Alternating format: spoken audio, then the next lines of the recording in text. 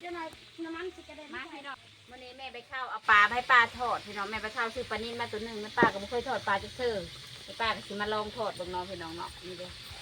ใส่ใบขี้หูดแล้วก็หูสิไข่น้ำพี่น้องเดี๋ยวเอาปลาลงไป3 ต้นเลย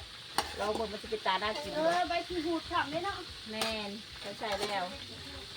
เพิ่นว่าป้าทอดให้กินแน่ว่าเห็นเขาเจ้าทอดแซ่บผมในป้าจะแซ่บลองเบิ่งเนาะพี่น้องนี่ในป้ากำลังทอด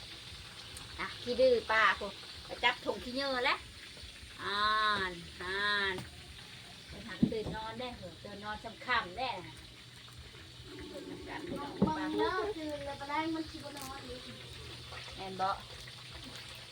ป้าก็สิมาเฮ็ดกินน้องให้น้องเฮ็ดกินแบบ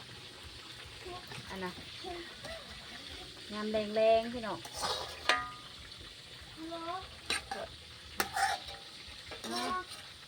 ทอดปลาไม่เข้ากินบ่ลูก นั่นว่าอะไรหนักมันมา